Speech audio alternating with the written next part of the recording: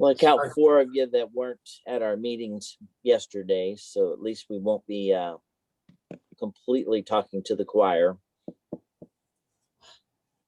I've started recording, so that's good. Okay. All right. Well, Brian graciously got the minutes done overnight. Thank you, Brian. Welcome. Nothing like having a strict deadline. Oh. Hey, Brian. Yeah. If you have another event for vaccines, would you need Yeah. any help? Just people signing in, or in case your College of Pharmacy students are getting a little burned out. Not obviously do injections and stuff, but just to help out and because There's actually Tom, if we get the vaccine that we anticipate we're going to start getting on a regular basis, and have more and more of these events, yeah, there probably will be times where we could use some help like that. So I will keep you in mind. Thank you. love to do it. And anyway, are there any other medicine shops in the area doing the same thing that you know of? There are other medicine shops in the area trying to get vaccine in. I haven't heard much in the St. Louis County area of any success. We anticipate that we're going to be able to do another clinic a week from Saturday. Wonderful, wonderful. We've got every reason to believe that that's going to happen. So, and I had to watch a webinar Monday. Of course, Monday is the busiest day in the week in pharmacy. Of course, and they schedule it on a Monday. But they had, or we were invited to apply to get a regular shipment of vaccine, like a weekly or every other weekly shipment of vaccine. So we applied, and you have to wait to hear back on if that's going to be the case. But that's separate from our expectation that we're going to be able to do something a week from Saturday. Okay. So Brian, and I'm being very, very selfish, and I will freely admit it in front of everybody. The 13th is 2 days before the 15th. I can count. I can look at a calendar. Would I be eligible? Would Mary and I be eligible at that point because of the school teacher, or not yet? Well, the answer is not yet. That's what I thought. I wanted to be sure I was thinking right. Because the 13th isn't the 15th, according to the governor. So, Right. But that being said, I think we'll have an opportunity for you very shortly after that. Maybe, maybe that week to be able to get something. Because we'll keep some. For example, we kept a vial back from the first round on purpose, because we ended up we got an extra dose out of a vial on the first round. So what happens if you don't get the extra dose out of the vial on the second round? Well, Yeah. That's exactly what happened. And so we kept the vial back, and so that means that between the 2 rounds, I have 2 vials left over. So what we're going to do is the person, the 191st person said that they would wait until this Friday. So we're going to give 1 person their second dose and 9 people their first dose. And then that means 4 weeks from this Friday, 9 people get their second dose, and we'll end up with a wasted dose out of that vial. Because I don't want to give a new dose to another person, because if for some reason I can't guarantee that we're going to get the effect. Did you have any no-shows for the second dose? 0 no-shows. Wow. Everybody showed up. That's phenomenal. That's Probably would impressive. have been helpful if one person didn't. But yeah, we had zero no-shows. Wow. Well, let me rephrase that. So we had two people we were not expecting to come, but then I got a phone call from a couple in Chesterfield who were due for their second dose, did not get their first dose from us. Elderly couple in their mid 80s, and they had driven to Sedalia for their first dose, and they asked, if we had any, could we do a second dose? So when I did my count, basically I said, you can be standby, just like an airline. You can show up at the end, and if we have the doses, then we'll give them to you. So they got the 2 doses, but then I had another couple, and you're looking at the vials, and you're trying, and one of the girls didn't keep track of how many doses she had in her vial. Of course, it was the last vial. It looked like there were still 2 doses left in there, and they were out of town, and their plane landed at 5:30.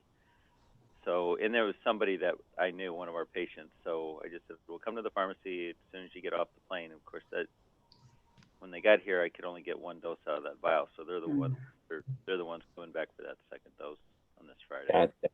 So we did have 2 people that told us ahead of time they couldn't make. One was in the hospital, and one was out of town, and so we went ahead and let that couple from Chesterfield get those 2 doses that they didn't.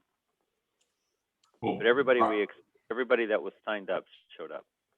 Brian, we had, I think all 3 of us ended up having really sore arms.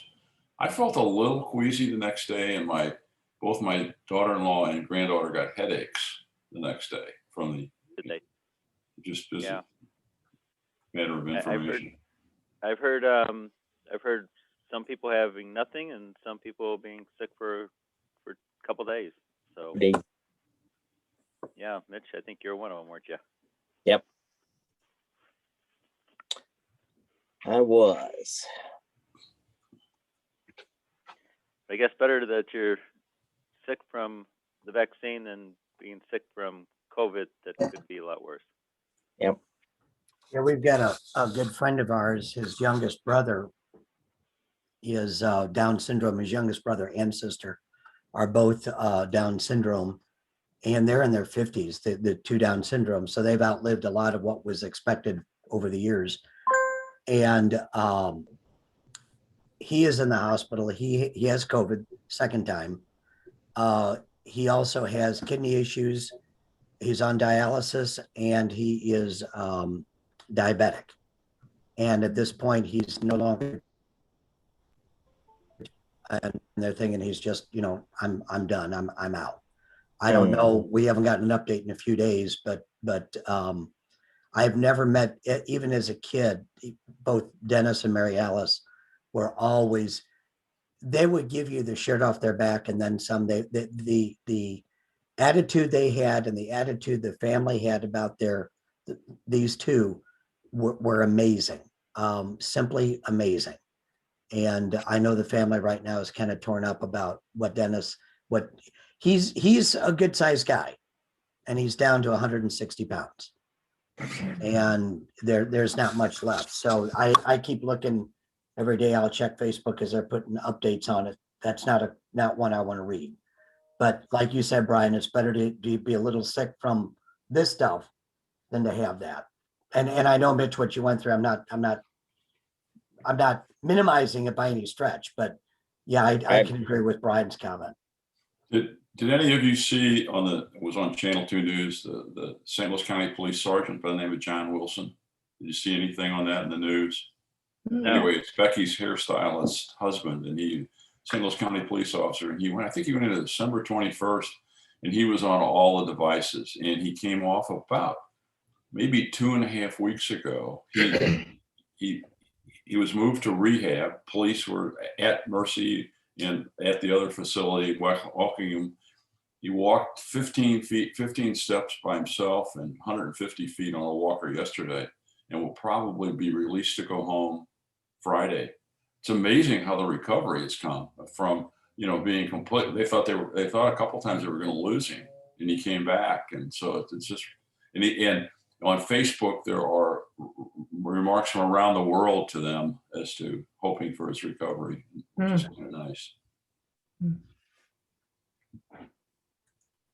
That's a great story. Yep.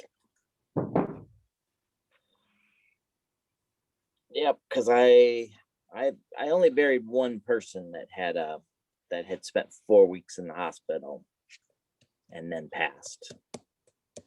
I buried a lot of them that had it for 4 days and died. So how many do you think you've buried that have had COVID? We have had about 15. 15. Yeah. So the our biggest amount was the first 2 weeks of January. We had 6 of the first 8 calls of January were all COVID. So that was when it really popped for us. Well, coming back second semester, Central Methodist tested 749 students without any positives, and they only have 1 student who is under quarantine. And it was much worse the first semester. So. Yeah. Mitch, are there certain regulations about how people are treated if they have COVID and die? We just have to be careful. If the person's embalmed properly, then you can have traditional things. If a family chooses not to have embalming, then can't be any public contact with that body. So either closed casket, burial, cremation, something like that. I know my daughter-in-law's mother had it, but I don't know if she was fully recovered. She was in rehab, and she had initially wanted to donate her body to St. Louis U, and that couldn't happen apparently. Right. Yeah, the medical schools have all adopted if you've had COVID, you're not going to be accepted to their programs. So I don't know how long they'll have that mandate, but right now they're screening every family. I've had 2 families that had to convert to cremation that were doing body donations during the last year. So now we're having to tell people, you need an alternate plan, because we've now seen what happens when something like this comes along. You have to have a second choice, because the medical schools, and during the pandemic, when the lockdown was going on, they actually accepted no bodies. It didn't matter what you had of. They had no need for them, and they were not accepting them at all. So that went on for months. And now they have a 1-page questionnaire that we have to interview the family with and go through those questions. And if they answer positive to any of those questions, then it's an automatic decline, and they have to go another route. It's changed the way things are done, that's for sure. My embalmers finally got to a point, it was probably by June, they just treated everyone as if they had COVID. I took all precautions that were necessary, and neither one of them got it. So they made it through. They've made it so far without. Is there a group that do embalming for number of funeral homes? Like my embalmers are travelers, so they work for. They have their own facility that has that they embalm for out of state customers. and then they travel. They do about 10 or 12 funeral homes in St. Louis, Jefferson County area. So they're actually a relative of Ann. So. And Ann, did you see where Robert's place burnt down? Did you? Yeah. He's actually not a relative. He's a good friend of relatives, and Okay. somehow he kind of joined the family. All right. Neither was Ann. So my embalmer's facility out in Jefferson County is the one that made the news back in, gosh, when was that? It's been a while. December. I can't even remember. Anyway, his turned out there was an electrical short above the crematory in the attic, and it caught on fire and destroyed his building. So they were able to get all of the people out. Nobody was damaged. And in a short term, he brought everything here. We were able to accommodate, and they worked out of here, and they're actually now working out of Ambruster in Clayton because they have no funeral business there to speak of, and so they're running their operation out of the lower level of that funeral home until he can rebuild. He's gonna tear down and build he was operating out of two houses that had been joined together and adapted through the years, and so they're going to tear it all down and build a new structure that's state of the art. So where's it located? He's on Old Highway 21, just a few miles west of 141. So if you go out 21, you pass 141 and take the first old 21 exit and go about a mile, that's where he was. So it's actually Jefferson County.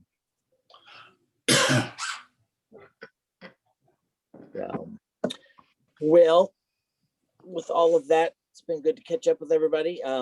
We have a little bit of recap of the board meeting for those that weren't able to join us yesterday. Why don't we start with talking about the district conference that's coming up. It is going to be virtual. If you look very carefully, Dave Robinette's background screen there, he is promoting it. There, now you can see it better. I don't like spotlight, so I'll take it off in a minute, but. All right. So the board would like to officially invite everyone to join that week. We have decided that we're going to sign up all members of the club to be participating in the conference automatically. There's no charge. We will be moving our meeting of that week from 7 a.m. to the 12 o'clock time slot. So officially, that will be our club meeting that week. But you are all welcome to join. You will be getting the link. David explained there's going to be one link and one password that will get you in every day from 12 to 1 that Monday through Friday. So we want to thank the committee that's put all this together and hope that we can all be there to support our district governor. If we were in person for this, we would all be working our little tails off instead of just Dave. Well, it's the exec committee, so to speak, is Jerry Weems is overall chair. And then there are three other past governors, myself, John Vietmar, who was governor last year, and Jill Rogers. The four of us are chairing the four main groups of it. And then we're partnered with the governor line. So Tom, as governor, is partnered with Jerry partnered with John for speakers and such. I've got Margie. John is working with, I can't remember which one it is. I think John's working with governor nominee, which is Julie. And then Jill has Valerie as the governor nominee designate. And then we've all got various other people on the committee that are helping out. It's not just one person doing it. The district this year, late last year, early this year, Rotary year, changed to a multi-district planning. So it's not the club that has to plan it anymore. It's being handled a lot like Show Me Is planned and other things, to where you've got a lot more people involved. So as I remember with our club, 20 people to pull off a district conference is not easy. And so this came out of between Jerry and I. We kind of pieced this together and then presented it to John, who then we had to change the district leadership plan and so on and so forth. And Tom and the other governors in the governor line came and said, yeah, if y'all want to do it, you want to help us, we'll take it. I do think it's easier personally, and like Tom and I were talking about earlier. So I want to set the record straight. It's not just me. Tom did a great job trying to get the speakers lined up, seeing the email string that he has shared with me with trying to get John Yuko. That was worth a lot of effort right there alone. But it'll work out. So Very good. Anything you want to add, Mr. District Governor? You'll be seeing a postcard in your home mailbox probably in the next week that will have a QR code that if you have a QR reader, which if you don't have one, you probably should get one on your phone, because then it will take you aim your phone right at the QR code and it pops up, open the registration.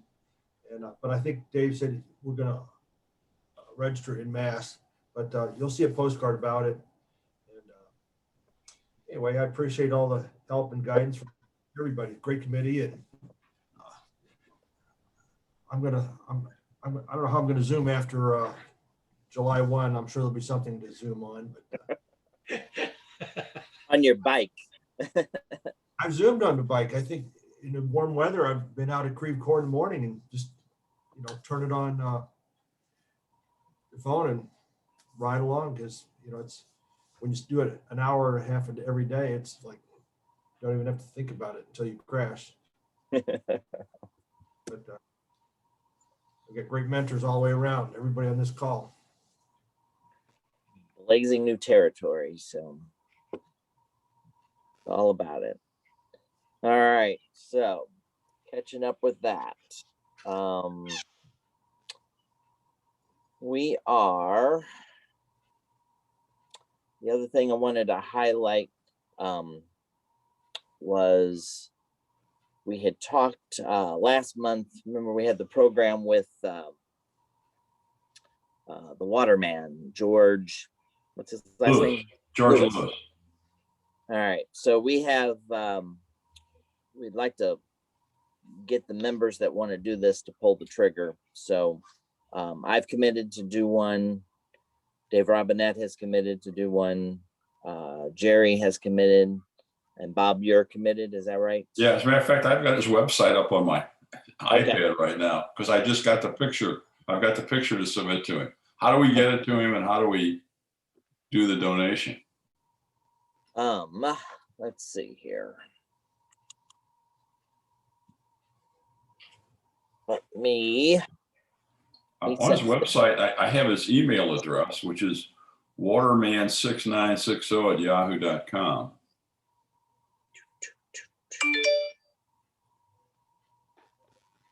Waterman6960@yahoo.com. That is correct. And then he said to donate, you go to Water Team International, all one word. What is it? Say that again. Water Team International.org.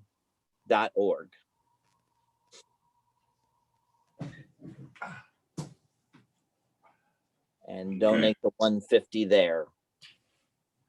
And he just, you do them succinctly and he'll take care of the picture and get it to you. So send a picture of the water man and do the donation.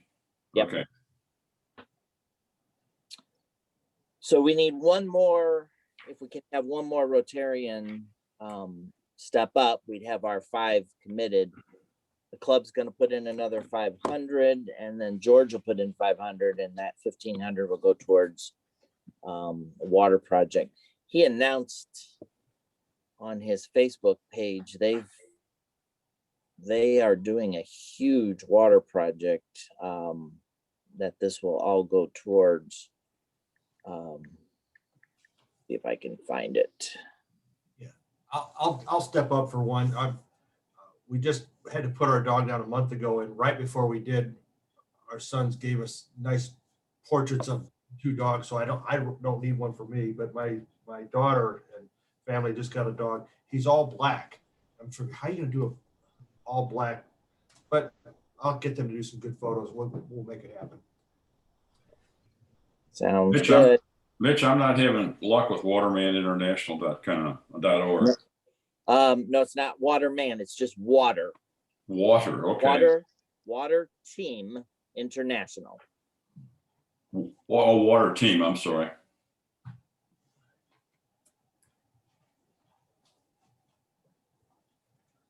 Okay, I just found the post.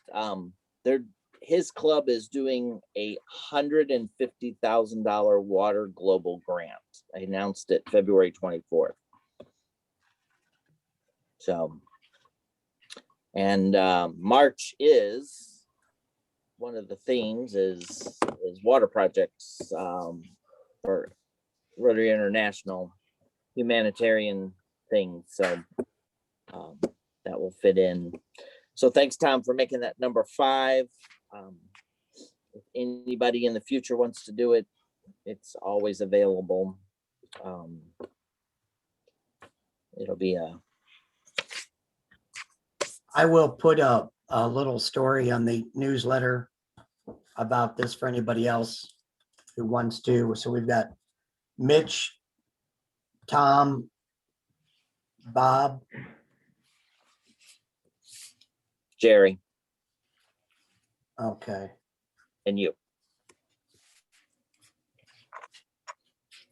Okay. And I'll put the go to his site, go to the other site, and so on for anybody else that wants to. Perfect. Thank you. And well, we got Ruth on the line. You want to recap finances?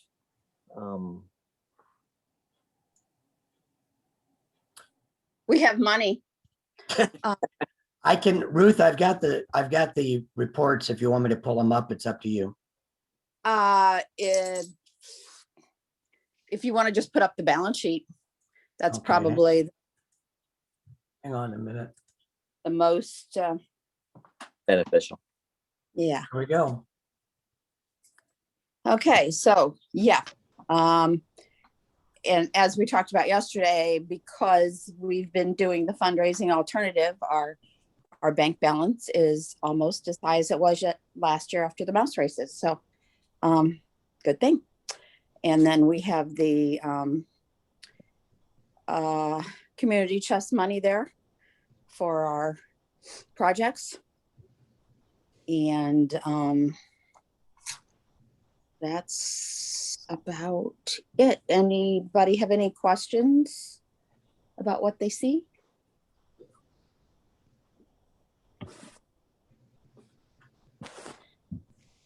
Otherwise, not really anything much going on. We just have our continuing local light bill, and last month we had the Guatemalan family that we supported for $390. So that was it. Not a lot happening. All right. Thanks, Ruth. For manning the books. And I want to dovetail. Ann, why don't you give a brief update on what's going on with scholarship for those that may not know? Okay, we've got a live scholarship on Scholarship Central. There's no way for me to check to see how many applications we have at this point, but the deadline for applications is March the 31st. And then once that deadline passes, I'll need help from the club with screening the applications. And we'll have a scoring rubric set up and everything, so it'll be similar to what we've done when we screened previously. I want to meet with the committee or at least via email and review the scoring rubric to see what kind of changes we're going to make. And we've set it up so that we've said that amounts, scholarships in the amount from $500 to $3,000. So it gives us flexibility with how we want to award that money. So that's the latest on the scholarship. All right. Thanks, Ann. Hmm?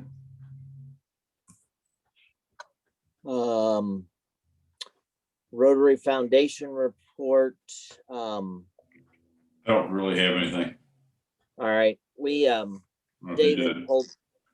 Dave Robinette had pulled it up yesterday. So year to date, as of February 28th, we have $10,872 given to the foundation, which is $497 per capita. Still first in the district. And we are short on our Polio Plus goal. We haven't had any significant gifts to that yet. We've only had $250 go in to Polio Plus. So we were, since Tom was unable to have his bicycle ride fundraiser, which is usually our catalyst to get our Polio Plus done, I would like to propose that all of our members think about considering doing $100 a piece into Polio Plus so that we can meet our goal, and also do it as a in honor of our district governor, Tom, since this is a big thing that he does, and it would be a way to show our support and kind of thank him for what he's done for our district this year. Honor that commitment that you have, Tom. Very nice, because I've already committed to be polio chair on July 1 again, and I work on some fundraisers, and I think we owe the good fortune to have John Hugo speak with us. And actually, John Hugo's speech will be recorded like less than a week before the district conference. It'll be fresh, and through the polio efforts, fundraising efforts. So I appreciate it very much, and I'm going to get with Dave Robinette to do the mechanics of. I'm a member of the Paul Harris Society. I want to designate part of my funds to go to polio, but I will make a special $100 donation for polio, because it's good, in honor of what you all are doing. Thanks. And again, if everybody can consider doing that. Where would we just send our checks to Ruth and specify Polio Plus, or send them to Bob, or who? Good question. How do we want to do it? Well, you can send it to me and then I'll forward it on, since the numbers. Okay. And if anybody wants to do it, I would probably just go online and do it directly. Either way. Oh, But okay. you can do so. Either way, let's make a goal of trying to have this done by the end of March, if we could, and that way, as we. Oh, okay. This is yours. You look at it. Yeah, it's fascinating. You can leave that open. They're not too loud. Okay. Thank you all for that. Running through the minutes. I'm going to leave. We got some friends that'll be with us, so you all have a good day. All right. Bye, Bob. Thank you, Bob. Hey, Bob. All right. So I think Brian, I think you had a couple things you wanted to bring up regarding maybe cap grant ideas and leadership. Yeah. So, so just thinking forward about cap grant ideas and just trying to brainstorm more than anything. Our violin project, we've done that 3 years, so we maxed out on that, so we're not able to do that one again. And I think Rittner benefited greatly from doing that with the amount of resources they receive for that. So wanted to get ideas. We threw out a couple at the board meeting yesterday. One of them, let's see here. One of them would be maybe like equipment for the food pantry, which we're going to have our program on food pantries that next week, Mitch. Correct. So see if they maybe need some equipment for the food pantry would be a cap grant idea. The art supply one we did with Sister Jean, what was her name? Sister Brenda. Okay, Sister Brenda. Possibly repeating that. Are identifying other needs within the Rittner School District. You know, I think right now we're just trying to come up with some ideas and so if anybody's, you know, real passionate about anything too, you know, we definitely can even move that along. Because if we got something somebody's really passionate about, then I think the club would like to pursue something like that too. So does anybody have any ideas they want to throw out? Brian, would it help if I got a list of maybe the last 2 or 3 years of approved cap grants in the district? You know, it'd just be literally one line for each project, just to give you guys ideas of what's been working and you may not have thought of. I think that's great. Yes. Excellent.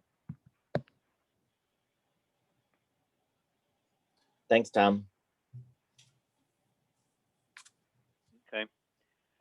So we I think what we say May is when we need to have everything turned in by. So so we'll be needing to get on this here in the next within the next month for sure. Sounds good. And the other thing to throw out there is, of course, kind of we're going to be needing officers right now. The only officers on the slate, you know, besides our permanent treasurer, is Jerry and myself. So there's 2 spots available, and we're going to need those. We're going to need those filled. So I guess we can put that out. There's a lot of people not attending the meeting today, I know, so maybe that'll be included. Maybe Dave with your email, weekly email. I can put something in about, so you're gonna want like sergeant at arms and foundation and that good stuff, right? Well, the officers in particular, I think most of the chairs by default seem to, it's not even asked anymore, is it? Not normally. It's more like you will stay, right? No, I'm not even sure the word right is at the end. It's you will stay, You you know, period. So I think sergeant the way that I've found and is people let you know if they're not planning on staying. right. Well, I'm not going to be executive secretary anymore. I'm just going to quit. So just telling you now. Ah. Yeah, I'll Okay, get me somebody. too then. I quit too then. So basically, we're gonna want sergeant at arms, you're gonna want secretary because Jerry Yep. is filling in for both at this, starting July. Right. So we Right. need the two tail end ones is what we need. Okay. We need What? secretary, right? Secretary and sergeant of arms.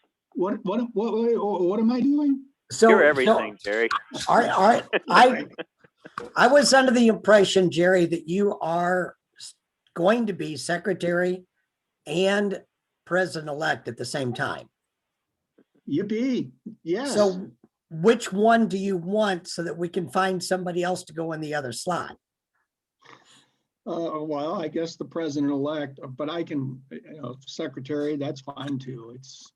But if we could get a secretary, then I think that lines somebody up to take over after me.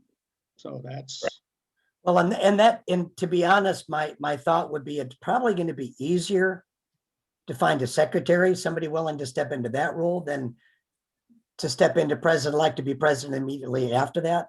So, Yeah, Right.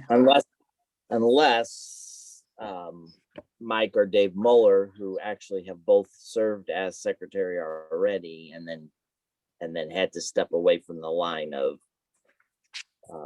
succession. If either one of them would be willing, then it would make sense to maybe queue them up. well, good point. Good point. yeah. So, And by then, things will have settled down perhaps with both of their careers. um, Perfect club for that because there's so much built-in help in this club. You know, getting a in-depth look at over 50 clubs. We have it so good. It's, I mean, for years, if one of us was under the weather, bam, make a phone call, hey, run the meeting tomorrow, and it was done. And so I think Yep. hopefully get some new blood in there and just let them know, hey, we're there with you. And so. all Also, right. 2030. That's all I have. Thank you, Thanks, Brian. Brian. We'll work on this. Go ahead, Tom. Brian, I just have a quick question. Is the second dose the same mixture formula? as the First dose? Okay, I just didn't know. Yep. Wasn't- Yeah. Okay, It sure is. all right. And thank you again from our family, yours, and the whole staff of Medicine Shop. It was a joy to get it. We're so thankful. Yes, I'm thank you, glad Brian. it all worked out. I'm happy to do it. And please let us know as a club, if you're able to do this like you're anticipating, let us know how we might be able to help. So, Okay. Okay. Would be a very good service project for the club. for those of us that are all vaccinated, we're safe Yep. to be there. Very good. All right. Anybody else have anything new or important for the club? All right. Hearing none, why don't we officially adjourn?